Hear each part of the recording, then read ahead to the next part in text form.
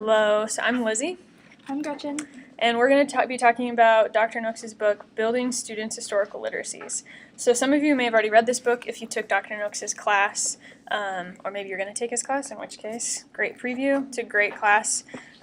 So the whole idea behind this book, as you probably can tell, is using historical literacies in the classroom. So Dr. Nooks' main idea is to help students really experience history. He thinks that history teaching has been too passive, and it needs to help students be more actively engaged. For example, he always says that when you're learning to play basketball, you don't just study basketball theory, you play the game. And so for history, you don't just memorize names and dates or study theory, you actually experience history.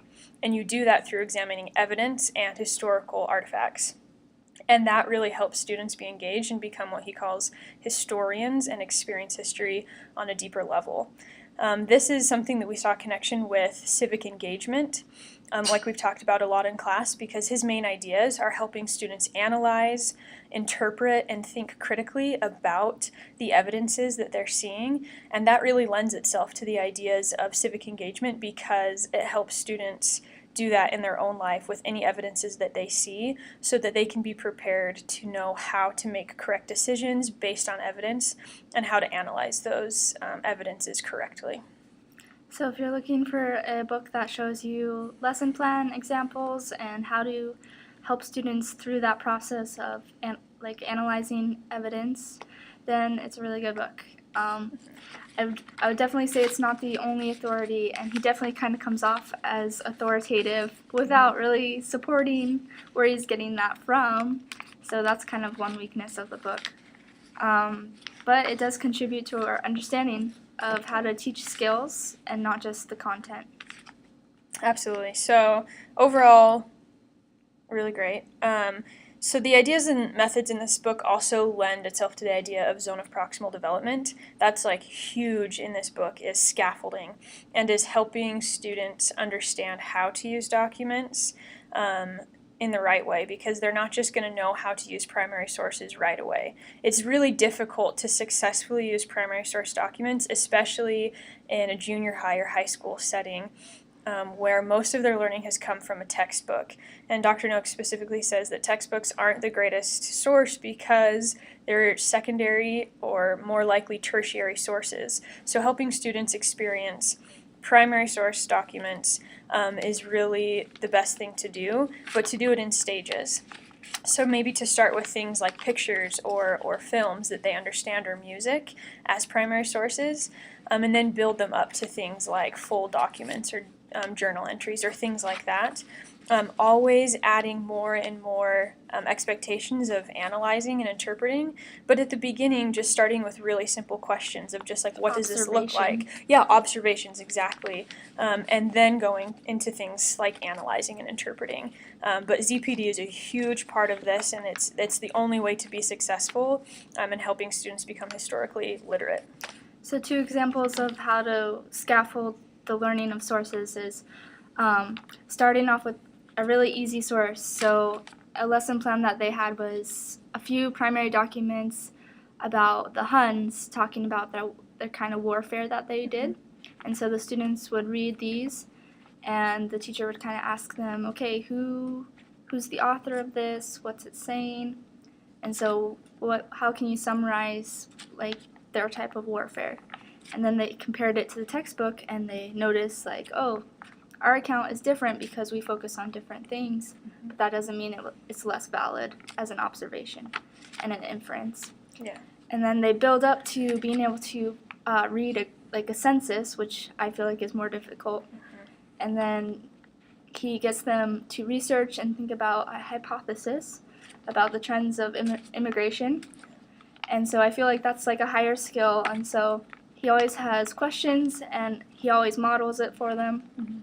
And so really quickly they pick up on it, and they really, you can definitely see that this inquiry-based learning they're getting a lot more out of it. Yeah, so Bloom's is also a really big thing because, like Gretchen said, some of the first things they're asked to do is simply summarize. and then it goes into interpret and why is this happening. So it's kind of like what's happening, and that's like the beginning stage, and then like why is this happening is kind of things that you lead students into. So, sorry, do you have something? Their example? Yeah, absolutely. So one of the examples that you can use in your own classroom, this is an example that Dr. Noakes also uses, is using artifacts. And so we don't have these artifacts, so we have pictures of artifacts. So I'm going to show Gretchen pictures of these artifacts, and here are a few just so you can see. And these are artifacts found at an excavation of Mount Vernon. And here's another page.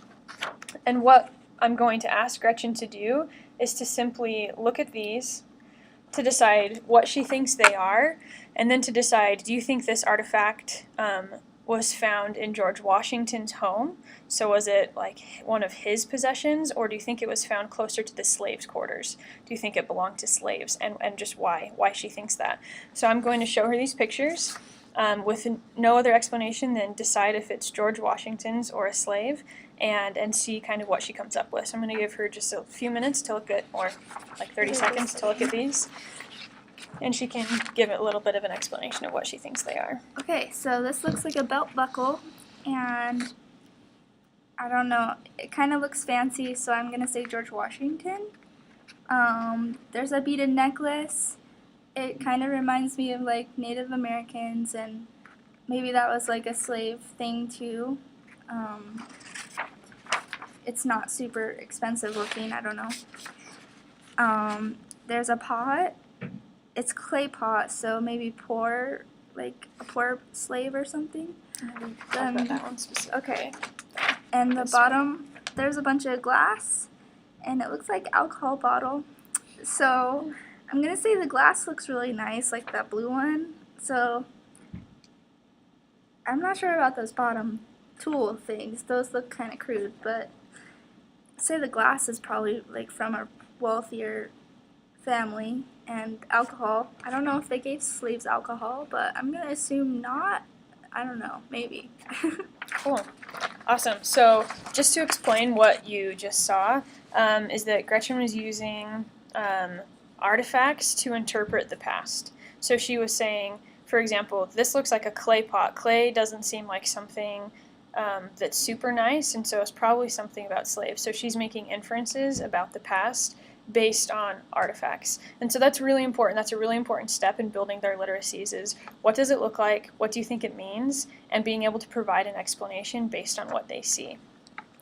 So after looking at these and after making decisions, as a teacher, I would then provide them the explanations of each of these artifacts. And so we've already found these explanations. So I'm just going to read one of them out loud. She specifically talked about the belt buckle. So I would probably give this to each either person, or if they're working groups, each groups to read over and discuss with themselves. I'm going to read it out loud so you can hear about it. So it says, these decorated copper alloy buckles were excavated from the cellar house for the House for Families slave quarter at Mount Vernon, indicating that the items probably belonged to slaves who lived in that dwelling. The slaves may have acquired these items of personal adornment in a number of ways. Through the formal or informal trade economy that existed, as part of the slave's official livery, or through the act of handing down special provisions from Washington family members to the slaves. So what's really cool about this explanation is that there's more for the student to learn, but they also got the answer right as well, just not completely. So we can say, awesome, you saw that this looked pretty fancy, probably doesn't belong to a slave, and it does belong to a slave, but not originally. And so we can talk about what are the processes that slaves usually acquired their personal belongings, and how does that work? And it even says specifically, maybe it was a gift from the Washington family. So that's just an example, a short example of maybe how you can use artifacts or other primary sources in your teaching, and we definitely recommend doing that as a great way to engage students. Yeah. Cool. Thanks for watching.